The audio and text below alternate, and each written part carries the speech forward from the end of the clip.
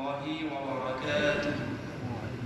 إن الحمد لله نحمده ونستعينه ونستغفره ونؤمن به ونتوكل عليه ونعوذ بالله من شرور أنفسنا ومن سيئات أعمالنا. من يهده الله فلا مضل له ومن يضلله فلا هادي له. ونشهد أن لا إله إلا الله وحده لا شريك له. ونشهد أن سيدنا وحبيبنا وطبيبنا وطبيب أرواحنا محمد الذي أرسله بالحق بشيرا ونذيرا وداعيا إلى الله بإذنه وسراجا وقمرا منيرا. أما بعد فقد قال الله تعالى في كلامه المجيد والفرقانه الحميد. أعوذ بالله من الشيطان الرجيم. بسم الله الرحمن الرحيم. التائبون العابدون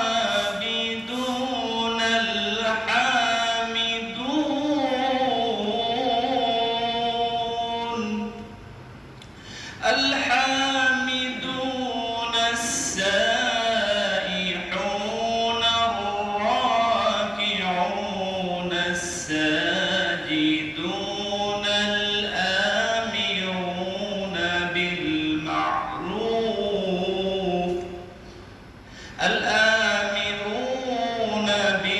بالمعروف والناهون عن المنكر والحافظون لحدود الله. وبشر المؤمنين.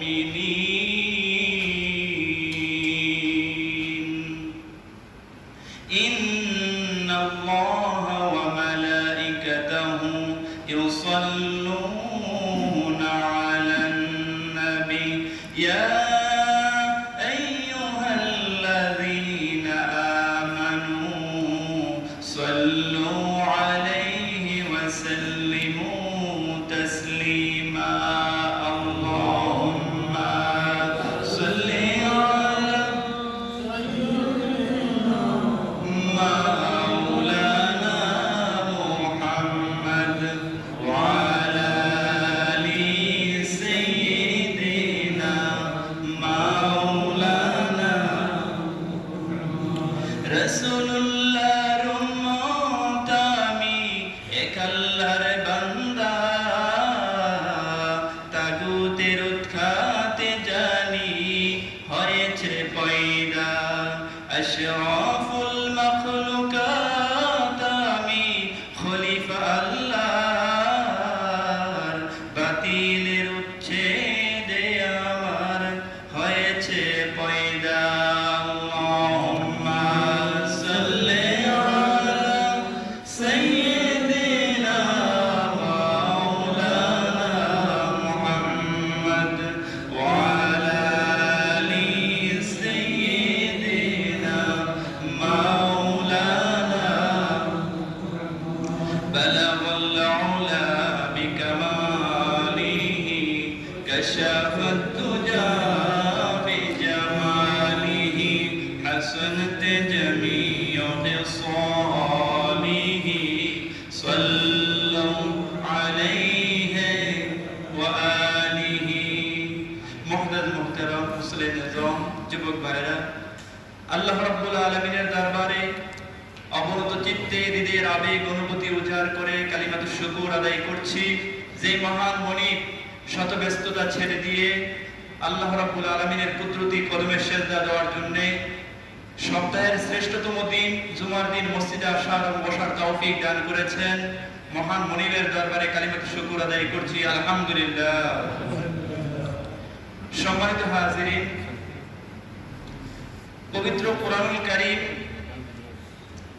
আমাদেরকে সঠিক দিক নির্দেশনা প্রদান করে, হেদায়েতের পথ দেখায়, মুক্তির পথ দেখায়।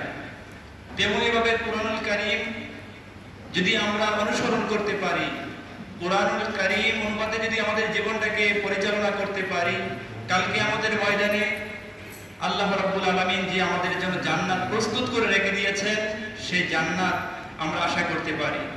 সম্মানিত হাজিরিন, আমি আপনাদের সামনে পবিত্র কোরআনুল কারীমের 9 নম্বর সূরা সূরাতুত তাওবা এর 112 নম্বর আয়াত তেলাওয়াত করেছি। সূরাতুত তাওবা এর 112 নম্বর আয়াত তেলাওয়াত করেছি। এই তেলাওয়াতকৃত আয়াতের মধ্যে আল্লাহ রাব্বুল আলামিন একজন মুমিন বান্দার 9টি গুণ এখানে উপস্থাপন করেছেন। আসুন আমরা জানার চেষ্টা করি। তার পূর্বে আমরা জানি কোরআনুল কারীমের 114টি সূরা রয়েছে, তার মধ্য থেকে 113টি সূরা শুরুতে বিসমিল্লাহ রয়েছে, একটি সূরা শুরুতে বিসমিল্লাহ নাই। সেই সূরাটার নাম কি? সূরাতুত তাওবা। সূরাতুত তাওবা শুরুতে অনেকের মনে প্রশ্ন জাগে যে সূরাতুত তাওবা শুরুতে আল্লাহ রাব্বুল আলামিন কেন বিসমিল্লাহ দেন নাই? সবগুলা শুরুতে দিয়েছেন, এটা দেন নাই কেন? এটা নিয়ে অনেকগুলা বর্ণনা পাওয়া যায়। তার মধ্য থেকে অন্যতম একটা বর্ণনা রয়েছে, তৎকালীন আরবদের মধ্যে একটা সিস্টেম ছিল, কোনো কিছু যদি অবসান হয় বা সম্পর্ক বিচ্ছেদের সূরা, সূরাতুত তাওবাটাকে বলা হয় বিচ্ছেদের সূরা। আরবদের একটা নিয়ম ছিল যে তারা যখন কোনো কিছু চুক্তি এই জাতীয় কোনো কিছুর অবসান ঘটাতেন, তখন লেটারের মাধ্যমে বা চিঠির মাধ্যমে তারা জানাতেন। জানানোর কারণে তখন তারা বুঝতে পারতেন যে এটা শুরুতে বিসমিল্লাহ লিখতেন না, না লেখার কারণে আল্লাহ রাব্বুল আলামিন সূরাতুত তাওবাটা সেই সময় নাযিল করেছিলেন। এজন্য সূরার শুরুতে আল্লাহ পাক বিসমিল্লাহ কি করেন নাই? উল্লেখ করেন নাই। 2 নম্বর কারণ হলো হযরত উসমান রাদিয়াল্লাহু তাআলার সময় সূরাতুল আনফাল হচ্ছে যে মদিনার জীবনের প্রথম সূরা, নাযিলকৃত সূরা, আর সূরাতুত তাওবা হচ্ছে মদিনার শেষ দিকের সূরা। এজন্য অনেকে বলেছেন যে সূরাতুল আনফালটা হচ্ছে সূরাতুত তাওবারই অংশ। আবার বলেছেন যে অনেকে বলেছেন ইখতিলাফ থাকার কারণে আল্লাহ রাব্বুল আলামিন সূরাতুত তাওবার শুরুতে কি করেন নাই? বিসমিল্লাহ উল্লেখ করেন নাই। তেমনি ভাবে জিবরাইল আলাইহিস সালাম, আরেকটা মত পাওয়া যায়, কোরআনুল কারীমে যতগুলা দিক নির্দেশনা আল্লাহ পাক প্রদান করেছেন, বিশ্বনবীকে কিন্তু হাত দেন নাই। বিশ্বনবীকে আল্লাহ পাক সেই যোগ্যতা দেন নাই তিনি নিজের পক্ষ থেকে কোনো কিছু বলবেন। জিবরাইল আলাইহিস সালাম সূরাতুত তাওবার শুরুতে বিসমিল্লাহ নিয়ে না আসার কারণে এই সূরা শুরুতে বিসমিল্লাহ উল্লেখ করা হয়নি। এইরকম কিছু কারণ রয়েছে। অনেকে বলেছেন যে এটার অংশ, অনেকে বলা হয়েছে জিবরাইল আনেন নাই, এজন্য সূরাতুত তাওবার শুরুতে বিসমিল্লাহ উল্লেখ করা হয় নাই। আসুন আমরা জানার চেষ্টা করি যে সূরাতুত তাওবার মধ্যে যে মুমিনের 9টা গুণ আল্লাহ উল্লেখ করেছেন, এর মধ্যে থেকে অন্যতম গুণ হচ্ছে, 1 নম্বর গুণ হচ্ছে আত-তাইবুন। মুমিন আমরা প্রত্যেকেই দাবি করি, কিন্তু মুমিন ব্যক্তির অন্যতম গুণ হচ্ছে তারা তাওবাকারী হবে, তাওবা করবে। আমরা তওবা করব কার কাছে বলেন? আল্লাহর কাছে আমরা তওবা করব। কারণ তওবা এমন কোন বান্দা কি আছে যে গুনাহ করে নাই? আমরা গুনাহ করি না এরকম কেউ আছে? কারণ কুল্লু আদামুন খাত্তাউন, প্রত্যেকটা আদম সন্তানই কি গুনাহগার। তাহলে মহান রবের কাছে আমাকে আপনাকে সবাইকে তওবা করতে হবে। আর তওবা যে ব্যক্তি করে তার ব্যাপারে বিশ্বনবী বলে দিয়েছেন আত-তাইয়ু মিনাজ যামবি কামান লা যামবালা। যে ব্যক্তি তওবা করেছে, তওবাকারী ব্যক্তি সেই ব্যক্তির মতো হয়ে যায় যে ব্যক্তি নিষ্পাপ মাসুম তার মতো হয়ে যায়। জোরে বলেন সুবহানাল্লাহ। তাহলে আমরা গুনাহ করেছি ঠিক আছে, কিন্তু আল্লাহ পাক আমাদের জন্য তওবার যে পদ্ধতি রেখে দিয়েছেন সেই তওবা করব, আর করতে পারলে আমরা নিষ্পাপ মাসুমের মতো হয়ে যাব। জোরে বলেন সুবহানাল্লাহ। অসংখ্য নজির রেখে দিয়েছেন আল্লাহ রাব্বুল আলামিন। এরকম অনেক ঘটনা আছে। একটা ওয়াহশীর একটা ঘটনা এসেছে, তিনি আল্লাহর হাবিব সাল্লাল্লাহু আলাইহি সাল্লামের কাছে বলে দিয়েছিলেন যে মান কাতালা আও আশরাকা আও জানা, আমি মানুষকে হত্যা করেছি, আমি শিরিক করেছি, জুলুম করেছি, ইউদাফ লাহুল আযাব ইয়াউমাল কিয়ামা। যে ব্যক্তি শিরিক করে, মানুষকে হত্যা করে, জিনা করে, তাকে কাল কিয়ামতের ময়দানে দ্বিগুণ শাস্তি প্রদান করা হবে। এই কথা শোনার পর ওয়াহশী হতাশ হয়ে গেলেন।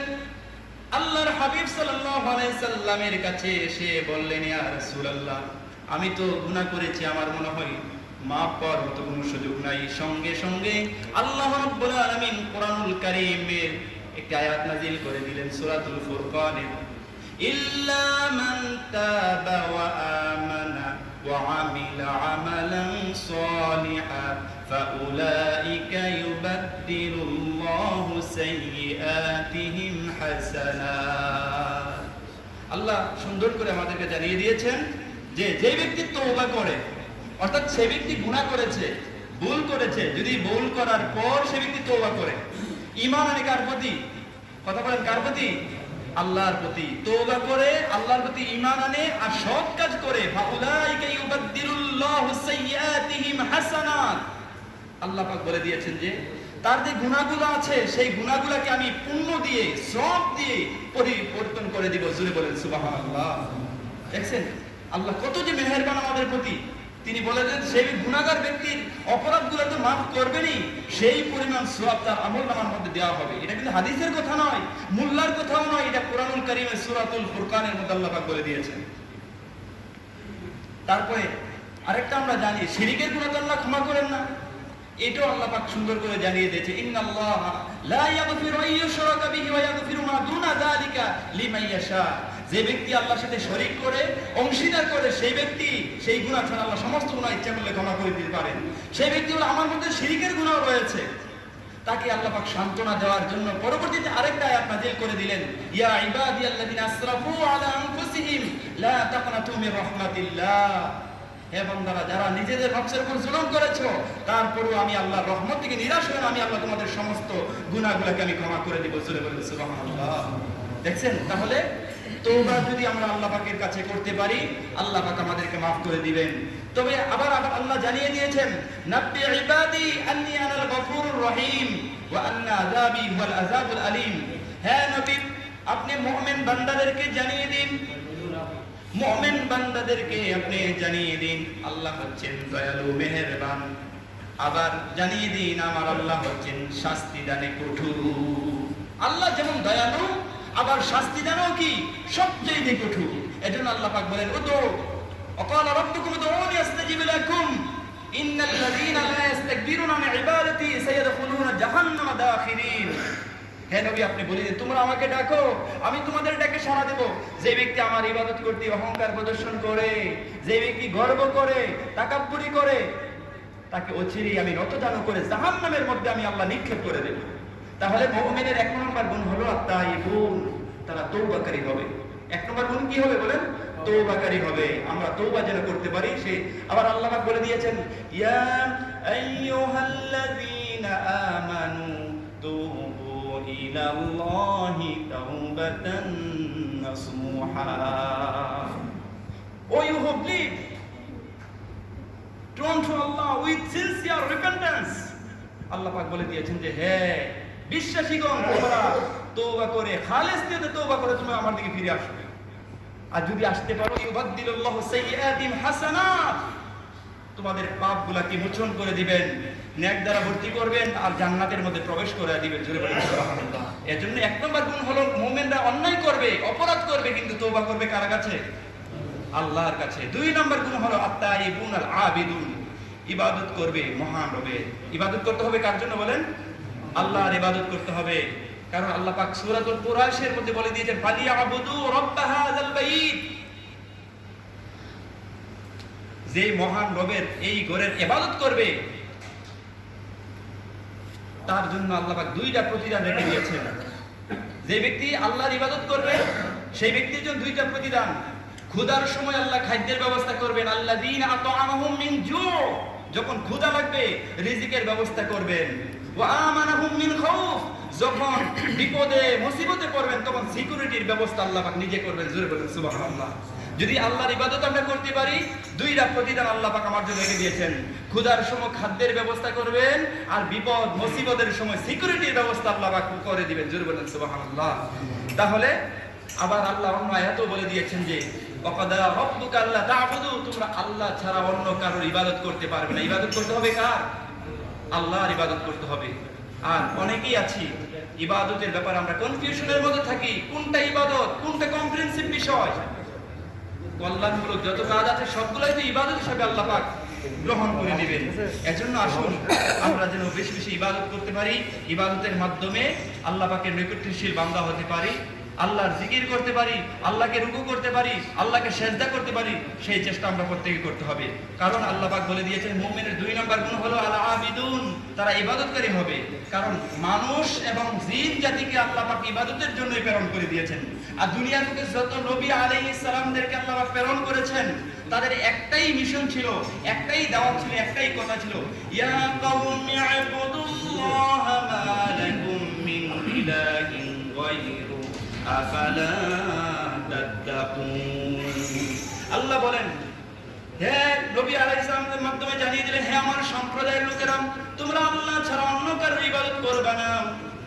আর তোমরা কি সাবধান হবে না? মহান রবের সম্পর্কে তোমরা কি ভয় ভীতি তোমাদের মধ্যে জাগ্রত হবে না? তোমরা কি তাকওয়াবান হবে না? এই কথাটুকু সকল নবী আলাইহিস সালাম এক বাক্যে সকলকে বলতেন, ইবাদত করতে হবে মহান রবের, এই কথা বলতেন। তারপরে এখানে বলা হয়েছে যে ইবাদত আমরা অনেকে মনে করি শুধু নামাজটা ইবাদত, রোজা রাখা ইবাদত, হজ করা ইবাদত। না, শুধু এটাই নয়, আপনি যে সন্তানকে, আপনার ছেলে মেয়েকে সময় দিচ্ছেন, এটাও ইবাদত হিসেবে গণ্য হয়ে যাবে। আপনি আপনার স্ত্রীকে সময় দিচ্ছেন, এটাও ইবাদত হিসেবে গণ্য হয়ে যাবে। আপনি যদি কোনো কল্যাণমূলক কাজ করেন, এটাও ইবাদত হিসেবে গণ্য হয়ে যাবে। আপনি যদি কত শিশুগুলা যদি বাস টার্মিনাল, লঞ্চ স্টেশনের মধ্যে, রেল স্টেশনের মধ্যে কত শিশুগুলা শুয়ে থাকে শীতে, কনকনে শীতের মধ্যে, তাদের মধ্যে যদি কম্বল যদি দিতে পারেন, শীতের জামা দিতে পারেন, 3 বেলা খাবার খেতে পারছে না, তাদের মধ্যে অন্নের ব্যবস্থা করতে পারেন, এগুলো ইবাদত হিসেবে গণ্য করে দিবেন কে? দেখছেন মানবতা কাকে বলে? আর মুখে মুখে শুধু মানবতার কথা বলি। আল্লাহর হাবিব সাল্লাল্লাহু আলাইহি সাল্লাম ছিলেন একজন মানবতা কর্মী ছিলেন। যেখানে মানবতা বিপন্ন, সেখানে মহান নবী সাল্লাল্লাহু আলাইহি সাল্লাম হেল্পিং হ্যান্ড তিনি এক্সপান্ড করে দিতেন। আল্লাহ রাসূল সাল্লাল্লাহু আলাইহি সাল্লাম বলে দিয়েছেন, আদাল্লু আলা খায়রি কাফাইলিহি, অর্থাৎ ভালো কাজ করা, ভালো কাজের দিকে মানুষকে দাবিত করা, এটা হচ্ছে ইবাদত। আর যেই ব্যক্তি ইবাদত করে যেই পরিমাণ সওয়াব পেয়েছে, আপনি পরামর্শ দেওয়ার কারণে, সাজেশন করার কারণে আপনার আমলনামার মধ্যে সেই পরিমাণ সওয়াব আল্লাহ দান করে দিবেন। জোরে বলেন সুবহানাল্লাহ। এটাই ইবাদত। শুধু নামাজ ইবাদতের মধ্যে সীমাবদ্ধ আমরা করে ফেলেছি। নামাজ পড়তে মনে পারলে মনে করেছি আমি ইবাদত করেছি। বিষয়টা কিন্তু এরকম নয়। সমস্ত কল্যাণমূলক কাজগুলোই হচ্ছে ইবাদত। এজন্য আর ইবাদতটা করতে হবে কিভাবে? মহান রবের সন্তুষ্টি লাগবে, কাউকে দেখানোর উদ্দেশ্যে করা যাবে না। আল্লাহ পাকে খুশি করতে হবে, খুশির উদ্দেশ্যে করতে হবে। কুল ইন্না সলাতি ওয়া নুসুকি ওয়া মাহইয়ায়া ওয়া মামাতি লিল্লাহি রাব্বিল আলামিন। আমার নামাজ, আমার বিসর্জন, আমার জীবন, আমার মরণ সবকিছু বিশ্বের প্রতিপালক আল্লাহর জন্য, এই উদ্দেশ্য করতে হবে। আপনি যাই করেন না কেন, 2 টাকা আজকে দানিক মসজিদে দান করেন, এক গরিবকে দান করেন, কাউকে দেখানোর উদ্দেশ্য নয়। একমাত্র উদ্দেশ্য হবে কার? আল্লাহর উদ্দেশ্য হবে। তখনই আপনার মাকবুলিয়তের দরজায় আপনি পৌঁছে যাবেন। এছাড়া যদি কোনো ব্যক্তি আল্লাহ ছাড়া যদি অন্য কারো ইবাদত করে, সে ব্যক্তি মুমিন থাকতে পারবে না, সে মুশরিক হয়ে যাবে। আল্লাহ ছাড়া যদি কেউ যদি মাজারে সেজদা করে, মাজারে মান্নত করে, মাজারে দান করে, অন্যের কাছে দ্বারস্থ হয়, আল্লাহ ছাড়া অন্যের শিরিক করে, তাহলে সে ব্যক্তি মুমিন থাকতে পারবে না, সে মুশরিক হয়ে যাবে। আল্লাহ বলেন, ও গোলাম, কিয়ামতের দিন তুমি যদি সাগর পরিমাণ বিশাল বড় গুনাহ নিয়ে আমার কাছে হাজির হয়ে যাও, যদি তোমার মধ্যে শিরিকের গুনাহ না থাকে, আমি আল্লাহ তোমার কাছে দয়ার সাগর নিয়ে হাজির হয়ে যাব। জোরে বলেন সুবহানাল্লাহ। দেখছেন, দয়া নিয়ে আল্লাহ হাজির হয়ে যাবেন, কিন্তু শিরিক করা যাবে না। শিরিকের গুনাহ আল্লাহ কি করেন না? ক্ষমা করেন না। এটা মারাত্মক জুলুম। এজন্য শিরিক করা যাবে না। এজন্য আল্লাহ পাক, আমরা যখন ইবাদতে আসি, ইবাদতে আসার আগে আল্লাহ বলে, ইবাদত পরে আগে বলো শিরিক করো কিনা, নামাজ পড়ে আগে বলো শিরিক করো কিনা। এজন্য আমরা নামাজের আগে কি বলি? ইন্নী ওয়াজ্জাহতু ওয়াজহিয়া লিল্লাযী ফাতারাস সামাওয়াতি ওয়াল আরদ হানিফা ওয়া মা আনা মিনাল মুশরিকিন। আল্লাহ, আমি মুশরিক না, আমি আপনার সাথে শিরিক করি না। এই বলে নামাজে আমরা আল্লাহকে সেজদা দেই। আবার হাজী সাহেবরা যখন হজ করতে যান, আল্লাহ বলেন, হাজী সাহেব হজ পরে আগে বলো শিরিক করো কিনা। হাজী সাহেব গিয়ে কি বলে? লাব্বাইক আল্লাহুম্মা লাব্বাইক লা শারীকা লাকা লাব্বাইক ইন্নাল হামদা ওয়ান নি'মাতা লাকা ওয়াল মুলক লা শারীকা লাক। কি বলে? লাব্বাইক, আমি হাজী, হে আল্লাহ আমি হাজির, আপনার ব্যাপারে কোনো শরীক নাই, আপনার রাজত্বের ব্যাপারে কোনো শরীক নাই, আপনার নিয়ামতের ব্যাপারে কোনো শরীক নাই, আপনার প্রশংসার ব্যাপারে শরীক নাই, আমি লা শারীক, শিরিক মুক্ত হয়ে আপনার কাছে আমি হাজির হয়েছি। জোরে বলেন আল্লাহু আকবার। তাহলে শিরিক মুক্ত জীবন গঠন করতে হবে, শিরিক মুক্ত ইবাদত করতে হবে। তাহলে মুমিন ব্যক্তির 2 নম্বর গুণ হলো কি? ইবাদত করবে কার? আল্লাহ। 1 নম্বর হলো তাইবুন মানে তওবাকারী হবে, আল আবিদুন মানে ইবাদতকারী হবে, আত-তাইবুন আল আবিদুন আল হামিদুন। 3 নম্বর গুণ হলো তারা প্রশংসাকারী হবে, মহান রবের প্রশংসা করবে। আল্লাহ পাক প্রশংসা নামে একটা সূরা নাযিল করে দিয়েছেন, সেই সূরাটার নাম সূরাতুল হামদ। সূরাতুল ফাতিহাকে সূরাতুল হামদ বলা হয়। যেই সূরাটা প্রত্যেক নামাজের মধ্যে পড়া আল্লাহ পাক ফরজ করে দিয়েছেন। আবার বিশ্বনবীকে বলা হয় রাইসুল হামিদুন, প্রশংসাকারীদের নেতা বানিয়ে দিয়েছেন মুহাম্মদ সাল্লাল্লাহু আলাইহি সাল্লামকে। কালকে আমাদের ময়দানে বিশ্বনবীর কাছে একটা পতাকা থাকবে, সেই পতাকাটার নাম হচ্ছে লাওয়াউল হামদ, প্রশংসার পতাকা থাকবে। সেই দিন গুনাহগার উম্মতগুলোকে নিয়ে বিশ্বনবী সাল্লাল্লাহু আলাইহি সাল্লামের জাহান্নামের দরজায় গিয়ে নক করে জান্নাতের মধ্যে প্রবেশ করে ফেলবেন। জোরে বলুন আল্লাহু আকবার। আল্লাহ পাক বলে দিয়েছেন, ও দুনিয়ার মানুষ, তোমরা যদি আমি আল্লাহর রুকু না করো, সিজদা না করো, প্রশংসা না করো, তবে জেনে রাখো সূরাতুল হামিমের 1 নম্বর আয়াতে আল্লাহ পাক বলে দিয়েছেন, সাব্বাহা লিল্লাহি মা ফিস সামাওয়াতি ওয়া মা ফিল আরদ ওয়া হুয়াল আজিজুল হাকীম। আসমানে জমিনে যা কিছু আছে সব কিছু তাসবিহ করে কার? আবার আল্লাহ পাক 55 নম্বর সূরা সূরাতুর রহমানের 6 নম্বর আয়াতের মধ্যে জানিয়ে দিয়েছেন, ওয়ান নাজমু ওয়াশ শাজারু ইয়াসজুদান, তারকারাজি গাছপালা যা কিছু আছে ইয়াসজুদান মানে সিজদা করে আল্লাহ। দেখছেন, আপনি আমি যদি আল্লাহর প্রশংসা না করি, আল্লাহকে রুকু না করি, সিজদা না করি, আল্লাহ পাক বলে দিয়েছেন যে তারকারাজি যা আছে, গাছপালা যা আছে ইয়াসজুদান, তারা মহান রবকে সিজদা করে, মহান রবের গুণকীর্তন করে, তাসবিহ পাঠ করে। জোরে বলেন আল্লাহু আকবার। এজন্য মুমিন ব্যক্তির 3 নম্বর গুণ হলো তারা কি করবে? মহান রবের প্রশংসাকারী হবে। আত-তাইবুন আল আবিদুন আল হামিদুন আস-সাইহুন, তারা কি করবে? রোজা পালনকারী হবে। বিশ্বনবী রোজা রাখতেন, রমজানের রোজা রাখতেন, শাওয়ালের রোজা রাখতেন, আরাফার রোজা রাখতেন, আশুরার রোজা রাখতেন, আইয়ামে বীজের রোজা রাখতেন। প্রতি মাসে রাসূল সাল্লাল্লাহু আলাইহি 3টা রোজা রাখতেন, 13, 14, 15 তারিখ রোজা রাখতেন। বিশ্বনবী সাল্লাল্লাহু আলাইহি ওয়াসাল্লাম সোমবার এবং বৃহস্পতিবার রোজা রাখতেন। বিশ্বনবীকে প্রশ্ন করা হলো, ইয়া রাসূলুল্লাহ সুইলা আন ইয়াউমুল ইসনাইন, আপনি সোমবারে রোজা রাখেন কেন ইয়া রাসূলুল্লাহ? আল্লাহ রাসূল সাল্লাল্লাহু আলাইহি ওয়াসাল্লাম বলেন, বিহি উল্লিতু, আমি সোমবারে জন্মগ্রহণ করেছি, শুকরিয়া স্বরূপ আমি কি করছি? রোজা রাখছি। জোরে বলেন সুবহানাল্লাহ। দেখছেন, এটা হচ্ছে রাসূলের সুন্নাত। আপনি যদি কোনো আপনার জন্মদিন পালন করতে চান, এই হাদিসের একটু আমরা ফলো করতে পারি যে আপনার জন্মদিনগুলো আপনি রোজা রাখেন, আপনার ছেলের জন্মদিন আপনি রোজা রাখেন, ছেলেকে রোজা রাখার শিক্ষা দেওয়ার চেষ্টা করেন। আমরা অন্য সিস্টেমে আগাই না। বিশ্বনবীর সুন্নাহ হচ্ছে রোজা রাখতেন। রাসূল সোমবার বৃহস্পতিবার রোজা রাখতেন, কারণ সোমবার এবং বৃহস্পতিবার আল্লাহ পাকের কাছে আমলনামাগুলো পৌঁছানো হয়। বিশ্বনবী বলতেন, আমার রোজা অবস্থায় যেন আমার আমলনামাগুলো আল্লাহ পাকের কাছে পৌঁছানো হয়। সুবহানাল্লাহ। আর সাইহুনের ব্যাখ্যা হচ্ছে 3টা, তাফসীরের মধ্যে এসেছে। সাইহুন মানে হচ্ছে ভ্রমণকারী হবে, সফরকারী হবে। আর সাইহুনের ব্যাখ্যা হচ্ছে 2 নম্বর ব্যাখ্যা হচ্ছে মুজাহিদুনা ফি সাবিলিল্লাহ, আল্লাহর পথে জিহাদ করবে। আর সাইহুনের 3 নম্বর ব্যাখ্যা হচ্ছে সিয়াম পালনকারী হবে, রোজা পালনকারী হবে।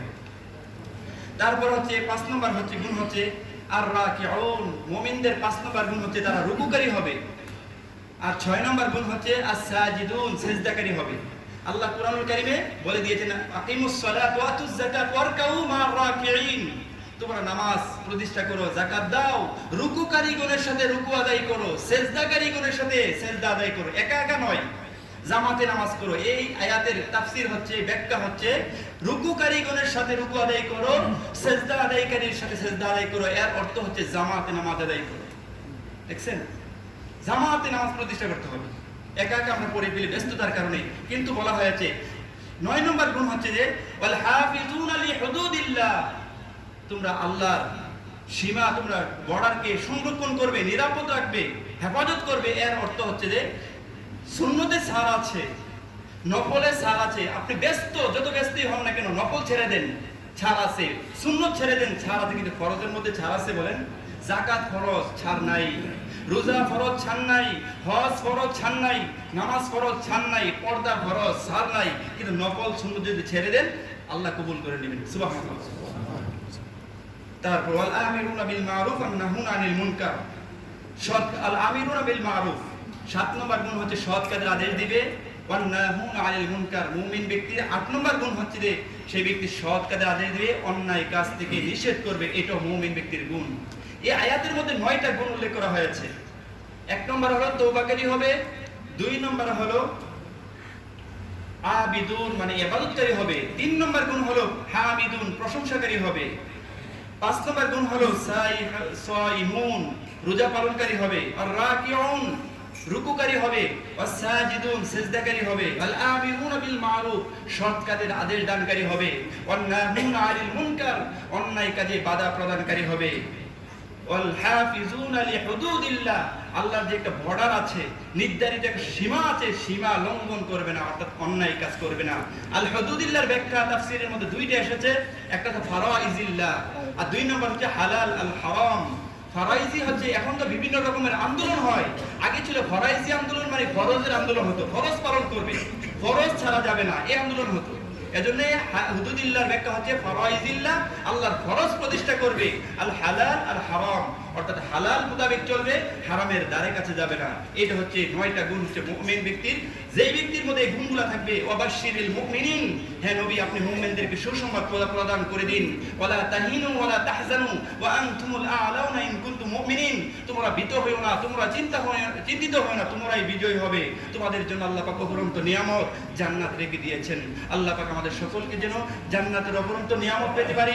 আর 9টা যে গুণ সূরাতুত তাওবা এর 112 নম্বর আয়াতের মধ্যে উল্লেখ করা হয়েছে, সেই গুণে গুণান্বিত হয়ে যেন আমরা অবাশশিরিল মুমিনিনের অন্তর্ভুক্ত হতে পারি, সেই তৌফিক যেন দান করেন। আমরা করে আমিন। হাযা মা ইনদি ওয়াল ইলমু ইনদাল্লাহ আলাইহি তাওয়াক্কালতু ওয়া ইলাইহি উনীব।